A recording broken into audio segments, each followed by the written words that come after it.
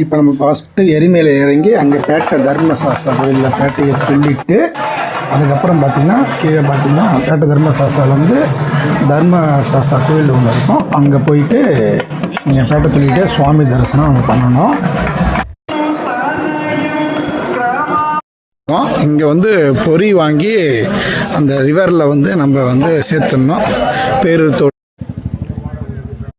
கோயில் இங்கேருந்து அப்படியே கீழே இறங்கணும். டேர்ன் ஆகி இப்போ வந்து அந்த ஃபாரஸ்ட் டிபார்ட்மெண்ட் ஸ்டார்ட் பண்ணுற ஏரியாவுக்கு கிளம்பி போயிட்டுருக்கோம். இது இரும்பூனிக்காரா Kerala forest department entrance gate. நல்ல ஒரு ஸ்ட்ரெச்சஸ் இது. காலை கட்டி இங்கே தான் குளிச்சுட்டு கல் எடுத்துகிட்டு இந்த அழுதா மலையில் ஏறி கல்லிடங்குன்றில் அழுதாமலையை ஏற ஆரம்பிச்சாச்சு. ரொம்ப கடினமான ஒரு ஏற்றம். கல்லிடம் குன்று தாளவம் தவாலம் இடம் குன்று.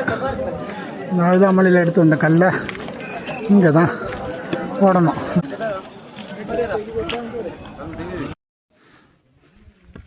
இஞ்சிப்பாறை கோட்டை இப்போ பார்க்க வந்திருக்கோம்.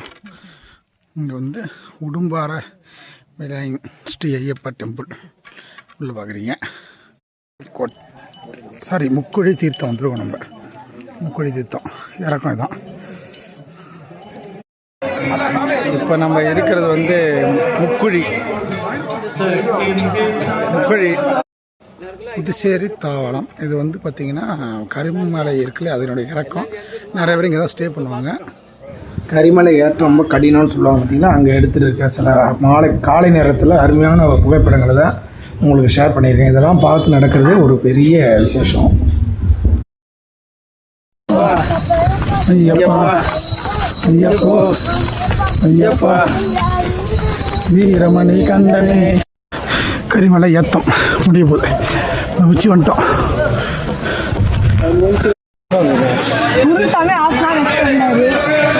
கரிமலை இறக்கம் இறங்கியாச்சு. பம்பா நதி இங்கே தான் ஸ்நானம் பண்ணுவாங்க எல்லோரும். 18ஆம் படி தெரியுது பார்த்திங்களா, எல்லோரும் ஏறின்னு இருக்காங்க. அங்கே தான் எறும்பி வந்து சுவாமியோட சன்னிதானம். இந்த வீடியோ பிடிச்சிருந்தால் லைக் பண்ணுங்கள், ஷேர் பண்ணுங்கள், கமெண்ட் பண்ணுங்கள். சுவாமியே சரணம் ஐயப்பா.